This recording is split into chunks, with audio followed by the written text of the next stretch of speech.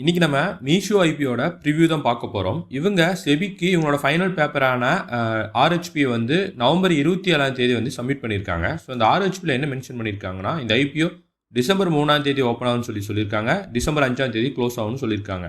So இந்த ஐபிஓட allotment வந்து December 8ஆம் தேதியாக இருக்க வாய்ப்புகள் இருக்குது. இந்த ஐபிஓவில் பார்த்தீங்கன்னா போத் ஃப்ரெஷ் இஷ்யூ மற்றும் ஆஃபர் ஃபார் சேல் ரெண்டுமே இருக்குது.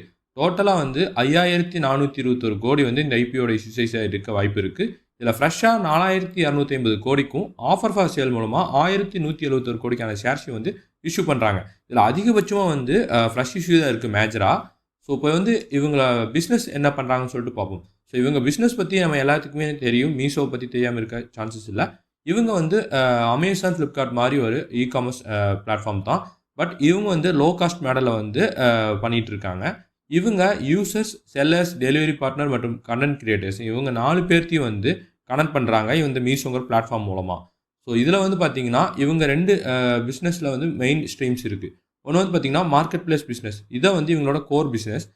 செல்லர் கிட்ட இருந்து பார்த்தீங்கன்னா இவங்க ரெவன்யூ ஜென்ரேட் பண்ணுறாங்க. அதாவது இவங்க ப்ராடக்ட்ஸ் இவங்க பிளாட்ஃபார்மில் ப்ராடக்ட்ஸ் விற்பனை பண்ணக்கூடிய செல்லர்ஸ் கிட்ட இருந்து கமிஷன், சர்வீஸ் சார்ஜ் போன்ற விஷயங்கள்லேருந்து இவங்க ரெவன்யூ ஜென்ரேட் பண்ணுறாங்க. இன்னொரு விஷயம் வந்து பார்த்தீங்கன்னா ரெண்டாவது லோ காஸ்ட் லாஜிஸ்டிக் நெட்வொர்க். அதாவது டெய்லி எசென்சியல்ஸான கிராசரி அந்த மாதிரி இருக்கக்கூடிய ப்ராடக்ட்ஸ் எல்லாத்தையும் வந்து டெலிவரி பண்ணுறதுக்கு லோக்கலில் இருக்கக்கூடிய டெலிவரி பார்ட்னர்ஸை வந்து லிங்க் பண்ணிக்கிறாங்க.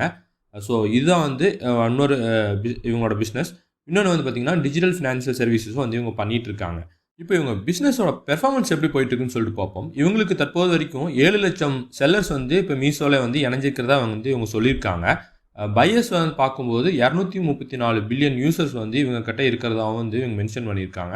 இவங்க ஆர்டர்ஸும் வந்து கண்டினியூஸாக வந்து எவ்ரி இயர் வந்து இன்க்ரீஸ் ஆகிட்டு இருக்கிறதாவும் சொல்லியிருக்காங்க. இது மட்டும் இல்லாமல் இவங்க டெலிவரி நெட்வொர்க்கான வால்மோ மூலமாக வந்து லாஜிஸ்டிக் சிஸ்டத்தையும் வந்து டெவலப் பண்ணிகிட்டு இருக்காங்க. இதில் வந்து third party delivery companies, trucks அவங்க எல்லாத்தையும் வந்து பார்த்திங்கன்னா இவங்களோட டெலிவரி கூட வந்து இன்டெகிரேட் பண்ணி அதையும் வந்து பண்ணிகிட்டு இருக்கிறதா வந்து சொல்லியிருக்காங்க. ஓவரால் இவங்க பிஸ்னஸ் வியூவில் பார்க்கும்போது இவங்க ஒரு இ-காமர்ஸ் பிளாட்ஃபார்ம். ஸோ ஈஸியாக வந்து செல்லர்ஸ் இவங்க லோ காஸ்ட்டில் வந்து இவங்க ப்ராடக்ட்ஸை வந்து இந்த பிளாட்ஃபார்ம் மூலமாக விற்பனை பண்ண முடியும். பையர்ஸ்க்கும் வந்து சீப்பாக மற்றும் வைட் ரேஞ்சான ப்ராடக்ட்ஸ் வந்து கிடைக்கிது. டெலிவரிக்கு அவங்களோட லாஜிஸ்டிக்ஸ் இருக்குது. ப்ளஸ் இவங்களோட ரெவன்யூ வந்து பார்த்திங்கன்னா மார்க்கெட் பிளேஸ் ஃபீஸ் மற்றும் ஆட்ஸ் மூலமாக வந்து இவங்க பணம் சம்பாதிக்கிறாங்க. கம்பெனி வந்து ஃபாஸ்ட்டாக க்ரோ ஆகிட்டு இருக்குது. கேஷ் ஃப்ளோவும் வந்து நல்லா இருக்குது. இப்போது இவங்களோட ரிசர்வேஷன் பார்ப்போம். அதாவது எந்தெந்த கோட்டாக்கு எவ்வளோ % ஒதுக்கியிருக்காங்கன்ட்டு. இதில் மெயினாக நம்ம பார்க்கப்பட வேண்டிய விஷயம் ரீட்டைல் கோட்டாக்கு இந்த ஐபிஓவில் 10% தான் ஒதுக்கியிருக்காங்க. மேஜராக வந்து 75% வந்து QIB இன்வெஸ்டர்ஸ் தான் வந்து ஒதுக்கியிருக்காங்க. ஸோ ஒரு வேளை இந்த ஐபிஓ நல்லா பெர்ஃபார்ம் ஆச்சுன்னா ரீட்டைல் கோட்டாவில் வந்து அலாட்மெண்ட்கான சான்சஸ் வந்து ரொம்ப டஃப்பாக இருக்கும். ஒரு வேளை வந்து இந்த ஐபிஓ நல்லா சப்ஸ்கிரிப்ஷன் ஆனால். இப்போது இவங்களோட ஃபினான்ஷியல் பெர்ஃபார்மன்ஸ் எப்படி இருக்குன்னு சொல்லிட்டு பார்ப்போம். ஸோ இது வந்து ஓவராலாக பார்ப்போம். இவங்களோட இன்கம் வருவாய் வந்து பார்த்தீங்கன்னா 2023லேருந்து 2025 வரைக்கும் நம்ம பார்க்கும்போது கன்சிஸ்டண்ட்டாக வந்து இம்ப்ரூவ்மெண்ட் ஆகிட்டு இருக்கிறத நம்மளால் பார்க்க முடியுது. பட் அதே சமயம் ப்ராஃபிட் ஆஃப்டர் டேக்ஸ் இவங்களோட ப்ராஃபிட் வந்து பார்த்தீங்கன்னா தெரியுது நம்மளால்.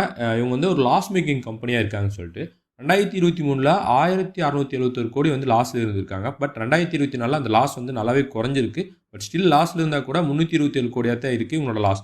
பட் அகைன் 2025 ஃபினான்ஷியல் இயரில் 3941 கோடியாக வந்து இவங்க லாஸ் வந்து மறுபடியும் உயர்ந்திருக்கு.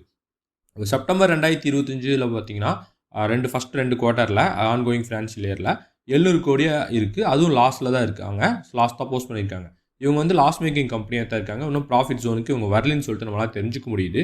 ஸோ இவங்க லாஸ் மேக்கிங் கம்பெனியாக இருக்கிறனால இன்வெஸ்டர்ஸ் வந்து எந்த அளவுக்கு இந்த நிறுவனத்துக்கு வரவேற்பு கொடுப்பாங்கன்னு சொல்லிட்டு நம்ம பொறுத்திருந்து தான் பார்க்கணும். இப்போ இந்த ஐபிஓ நோக்கம் என்னன்னு சொல்லிட்டு பார்ப்போம். ஃப்ரெஷ் இஷ்யூலேருந்து திரட்டப்படும் நிதியை வந்து இவங்களோட கிளவுட் இன்ஃப்ராஸ்ட்ரக்சருக்கு இன்வெஸ்ட்மெண்ட்டாக யூஸ் பண்ண போகிறாங்க. அது மட்டும் இல்லாமல் சேலரிஸ் பே பண்ணுறதுக்காகவும் யூஸ் பண்ண போகிறதா சொல்லியிருக்காங்க. அது மட்டும் இல்லாமல் மார்க்கெட்டிங் மற்றும் பிராண்டிங் இனிஷியேட்டிவ்ஸ்க்காக இவங்களோட சப்சிடி துணை நிறுவனங்களுக்கான மார்க்கெட்டிங் மற்றும் பிராண்ட் இனிஷியேட்டிவ்ஸ் வந்து யூஸ் பண்ண போகிறதாகவும் சொல்லியிருக்காங்க. இப்போது இவங்களோட ப்ரைஸ் பேண்ட் பார்ப்போம். இந்த ஐபிஓட ப்ரைஸ் பேண்ட் 105 ரூபாயிலேருந்து ஹையர் ப்ரைஸ் பேண்ட் 111 ரூபா பெர் ஷேராக வந்து ஃபிக்ஸ் பண்ணியிருக்காங்க. ஒரு லாட்டுக்கு 135 ஷேர். நீங்கள் ஒரு லாட்டை ரீட்டைல் கோட்டாவில் அப்ளை பண்ணணும்னா உங்களுக்கு 14,985 ரூபா வந்து தேவைப்படும். இப்போ இந்த நிறுவனத்தோட லேட்டஸ்ட் GMP பார்ப்போம். இவங்களோட லேட்டஸ்ட் GMP கிரே மார்க்கெட்டில் 25% வந்து ஹையராக ட்ரேட் ஆகிட்டு இருக்கதா வந்து சொல்லப்படுது. பட் இது வந்து அன்அஃபிஷியல் தான். ஸோ யூஸ்வலாக வந்து ஒரு ஐபிஓ வருதுன்னா கிரே மார்க்கெட்டில் அந்த நிறுவனத்தை அது நல்லா ஃபெமிலியரான நிறுவனங்கள் வரும்போது, நல்லா ஃபெமிலியரான பிராண்ட்ஸ் வரும்போது அந்த கிரே மார்க்கெட்டில் அந்த ஐபிஓக்களுக்கு நிறுவனங்களுக்கு வரவேற்பு அதிகமாக இருக்கும். ஸோ அந்த மாதிரி தான் வந்து இது ஹையராக ட்ரேட் ஆகிட்டு இருக்குது. பட் இந்த ஐபிஓ ஓப்பன் ஆகிற சமயத்தில் தான் வந்து அது எந்த அளவுக்கு இருக்குன்னு சொல்லிட்டு நம்மளால் தெரிஞ்சுக்க முடியும். பட் இருந்தாலும் ஜிஎம்பி வந்து அன்அஃபிஷியல் தான். இன்னொரு விஷயம் இந்த ஐபிஓவில் பார்க்க வேண்டியது, இதே same time period December 3 to December 5ல் இன்னும் 2 ஐபிஓஸ் வர்றாங்க. அக்வஸ் மற்றும் வித்யா ஒயர்ஸ்ன்னு சொல்லிட்டு 2 ஐபிஓ வர்றாங்க. ஸோ அந்த 2 நிறுவனங்கள் கூட இவங்க எந்த அளவுக்கு பெர்ஃபார்ம் பண்ணுறாங்க அப்படின்னு சொல்லிட்டு நம்ம பொறுத்து தான் பார்க்கணும். பட் இந்த நிறுவனங்கள் மற்ற 2 நிறுவனங்களை கம்பேர் பண்ணும்போது இவங்க நல்ல ஒரு ஃபெமிலியரான பிராண்டாக இருக்கிறனால ஈவன் லாஸ் மேக்கிங் கம்பெனியாக இருந்தால் கூட ஒரு இன்வெஸ்டர்ஸ் கிட்டேருந்து வரவேற்பு கிடைக்கிறதுக்கான சான்சஸ் அதிகமான வாய்ப்புகள் இருக்குது. நம்ம ரீசெண்டாக பார்த்துருந்தோம், லாஸ் மேக்கிங் கம்பெனியாக இருந்தால் கூட வந்து அந்த நிறுவனங்களில் வந்து நல்ல ஒரு லிஸ்டிங்கையும் தந்திருந்தாங்க. ஸோ அந்த மாதிரி இந்த ஐபிஓவில் அமைஞ்சாலும் அமையலாம். இல்லை ஒரு வேலை இன்வெஸ்டர்ஸ் லாஸ் மேக்கிங் கம்பெனியாக இருக்காங்கன்னு சொல்லிட்டு இந்த ஐபிஓ மேலே ஃபோக்கஸ் பண்ணாமையும் போகலாம். நம்ம அதை பொறுத்து தான் பார்க்கணும். ஸோ இந்த ஐபிஓவோட ஃபைனல் வியூ டீட்டெயிலாக இவங்களோட ஃபினான்ஷியல்ஸ் மற்ற இம்பார்ட்டண்டான திங்ஸ் எல்லாத்தையும் வந்து நான் ஃபைனல் வியூவில் சொல்கிறேன். ஜஸ்ட் இது ப்ரிவியூங்கனால ஓவரால் வியூ தான் நான் சொல்லியிருக்கேன். ஸோ அந்த வீடியோ நம்ம ஃபுல்லாக டீட்டெயிலாக இந்த ஐபிஓ பற்றி தெரிஞ்சுக்கலாம். இந்த இன்ஃபர்மேஷன் உங்களுக்கு யூஸ்ஃபுல்லாக இருக்கும்னு நினைக்கிறேன். யூஸ்ஃபுல்லாக இருந்தால் மறக்காமல் இந்த வீடியோக்கு லைக் பண்ணிடுங்க. உங்கள் ஃப்ரெண்ட்ஸ்க்கும் ஷேர் பண்ணுங்கள். நம்ம சேனல் நீங்கள் ஃபஸ்ட் டைம் பார்க்குறீங்க அப்படின்னு சொன்னால் மறக்காமல் நம்ம சேனலை சப்ஸ்கிரைப் பண்ணிக்கோங்க. நன்றி, வணக்கம்.